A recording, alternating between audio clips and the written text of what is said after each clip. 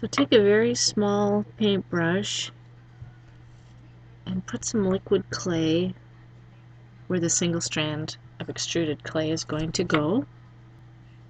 So we want our stopping and starting point to be somewhere inconspicuous.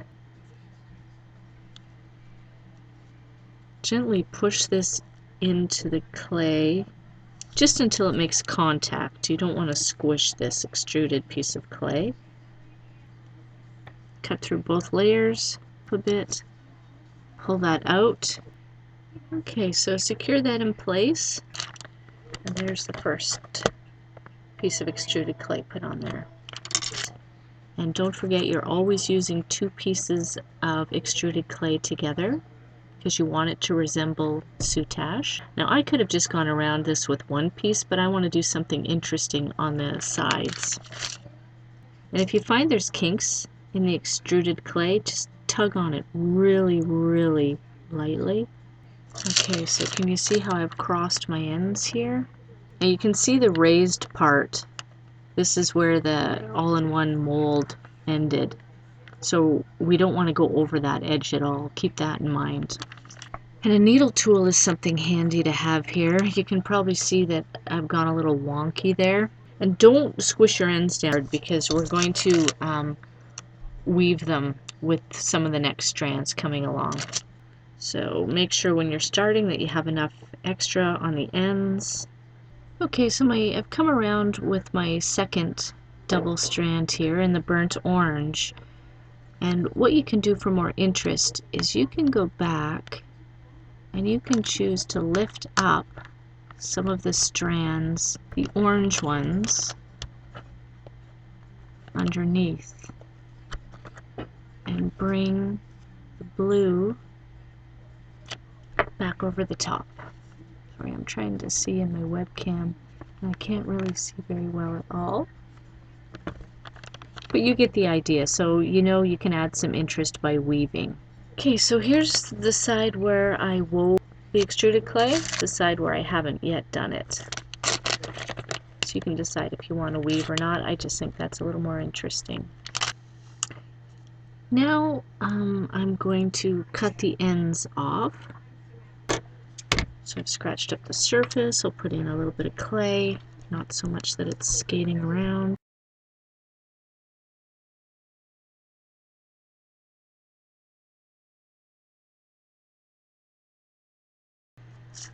I'm going to start here and push it in, but be careful that you don't squish your extruded clay.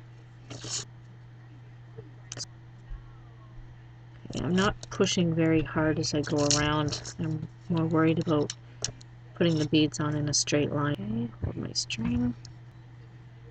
Maybe leave a bead or 2 extra. Just guesstimate how many you need and then pull them away. So I'm going to pull the string out. There we go. And then so you don't lose the rest on your hank, just tie a loose knot. Okay, it's important to go around now and make sure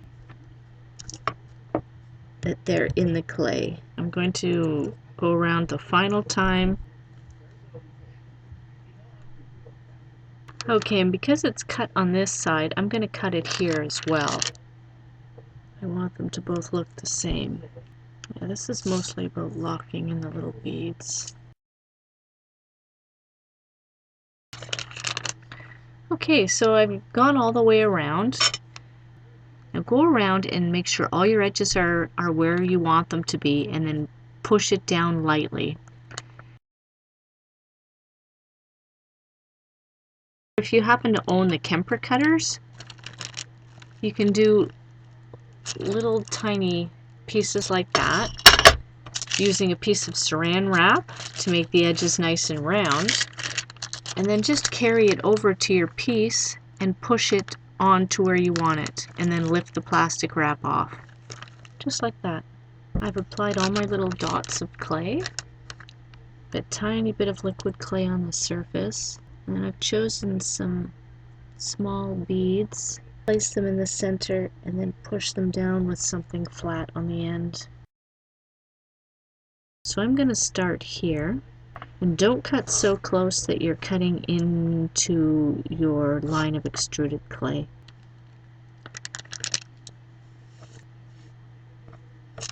And there you go. It's ready to bake.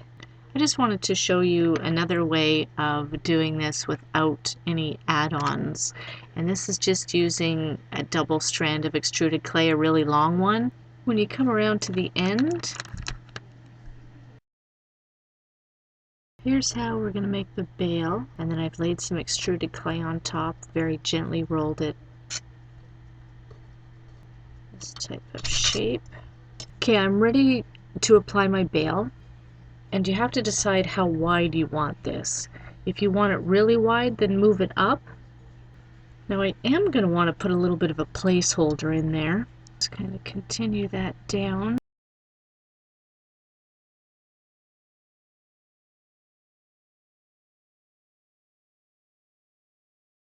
So what I've done is I've taken 4 strands and I've just started to twist them. Actually, you want to leave a bit of an opening and then just bake it as usual.